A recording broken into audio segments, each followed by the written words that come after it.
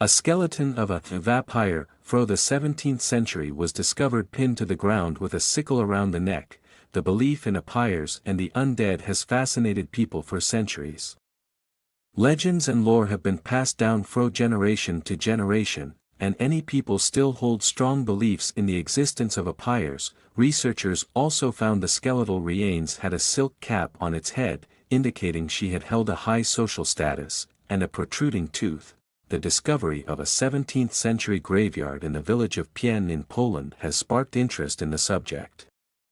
The graveyard was originally excavated from 2005 to 2009, but a 2022 survey uncovered more graves, one of which archaeologists described as sensational and particularly unique. A skeleton of a woman believed to have been buried with a thin metal sickle around her neck to prevent her from returning from the dead has been discovered by Professor Dariusz Polinsky and his team from the Archaeology Institute of Nicholas Copernicus University. Archaeologists from Nicholas Copernicus University in Poland examined the skeleton.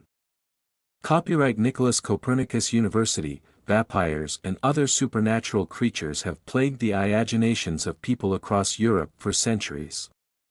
According to the scientific Erican, certain diseases resulting in extreme psychological and behavioral changes like schizophrenia, rabies, and tuberculosis, sparked fears in other villagers that the sick person might be dangerous, and when they died, they might return. According to Polinsky, the strange burial was performed because the villagers have thought that the woman was undead.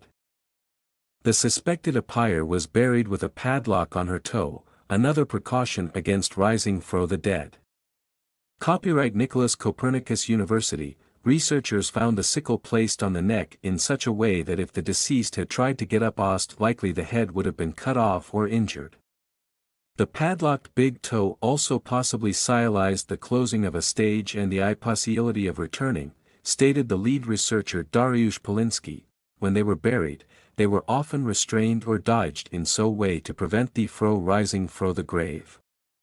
Ways to protect against the return of the dead include cutting off the head or legs, placing the deceased face down to bite into the ground, burning thee, and sashing thee with a stone. However, the young woman found in Pien was treated with respect in comparison to women at the time who were accused of having supernatural powers.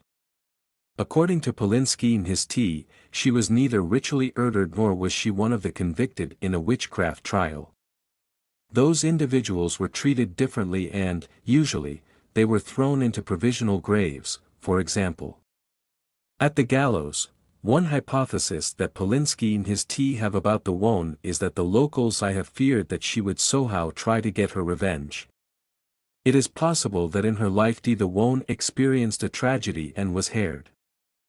On the other hand, her appearance or behavior might have provoked the contemporary residents to be afraid of her, but this can only be proved by further research on the skeleton. The 17th century was an era when people believed in vampires and other supernatural creatures. In the case of this enigmatical grave in Pien, there are more questions than answers. More studies, however, helped to identify the cause of this young woman's death.